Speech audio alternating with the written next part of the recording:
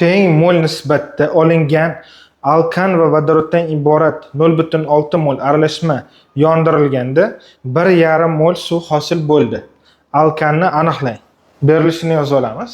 Alkan va vodoroddan iborat aralashma ekan, yondirilibdi. Yondirish bu kislorod bilan reaksiya. Alkan kislorod bilan reaksiyaga kirishsa, ya'ni yonsa, uglerod yonsa so'yk chiqadi, vodorod yonsa suv chiqadi.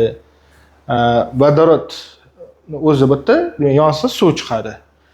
Alkan qaysi alkanligi aytilmagan, shuning uchun umumiy formulasini yozdik. CnH2n+2. Shuning uchun ham koeffitsiyentlarni qo'ya olmadik anig'ini. Chunki qaysi alkanligini bilmaymiz.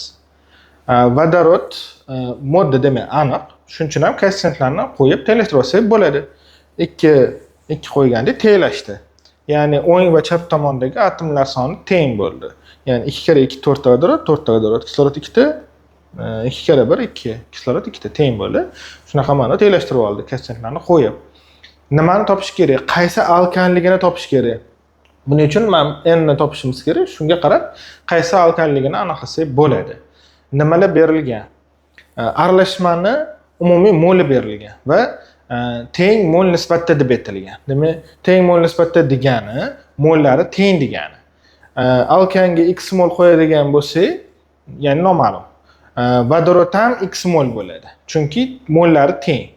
Shunda x ga x qo'shsak umumiy 2x mol ekan. Aralashma. Aralashmani masalada 0,6 mol deyilgan. Demak, 2x'imiz teng ekan 0,6 molga. Chunki 2x ham aralashmaniki, 0,6 mol ham masalada aytilgan, shu aralashmaniki. Va hosil bo'lgan suvni umumiy moli berilgan. 1,5 mol ekan. 2x 0,6 ga teng ekan. X topish uchun o'ngni chapga bo'lamiz. X topildi 0,3 ekan.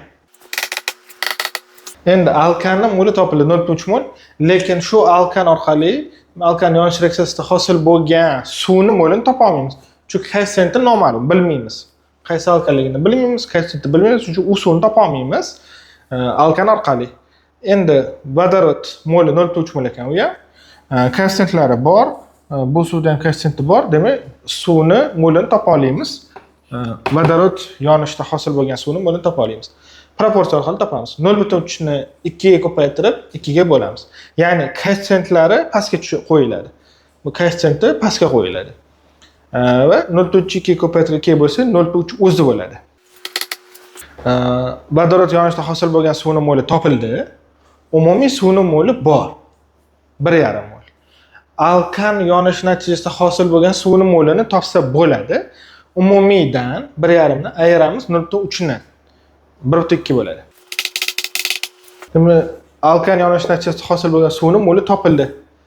Endi shu suvni koeffitsiyentini topamiz. Alkanni koeffitsiyenti yozilmagan, demak 1. 1 bo'lsa odatda yozilmaydi. Va demak u pastga qo'yiladi 1. Proporsiya orqali suvni koeffitsiyentini topsa bo'ladi. 1,2 ni 1 ga ko'paytirib 0,3 ga bo'lamiz. Proporsiya orqali topilyapti. 1,2 ni 1 ga ko'paytirib 0,3 ga bo'lamiz. 1,2 ni 1 ga ko'paytirib 0,3 ga bo'lsa 4. Demak, koeffitsiyenti 4 ekan. Qanaqa qilib demak osonroq hisoblasa bo'ladi? Surat va mahrajini, tepadagi va pastdagini butunlarini bir xilda o'ngga yoki chapga yurgizsa bo'ladi. Bitta o'ngga yurgizamiz, bitta yurgizsa 3 bo'lib qoladi, buni bitta yurgizsa 12 bo'ladi. 12 ni 3 ga bo'lsa 4 bo'ladi. 4 topildi, 4 qo'ydik. Endi o'ng va chap tomondagi atomlar soni teng bo'ladi. Demak, bu yerdagi vodorodlar sonini topsak, bu yerda ham xuddi shuncha vodorod bo'ladi. 4 kere 2 8 ta vodorod ekan. Demak, 8 ta vodorod ekan, alkanda ham 2n+2 8 ga teng ekan. Tenglama ko'rinishga keldi, ishlaymiz. Demak, 2n+2 8 ga teng bo'lsa, plus barobardan minus bo'lib o'tadi. Shunda 8 minus 2 bo'ladi. 6 ga teng. 2n 6 ga teng ekan. Yana topishni o'ngni chapga bo'lamiz. 6 ni 2 ga bo'lamiz. 3. Demak, enamiz 3 ga teng ekan. S3 bu ham 3 bo'ladi. 2 kere 3 6 ga 2 8. S3H8. Demak, S3H8 bu propan. To'g'ri javob C variant.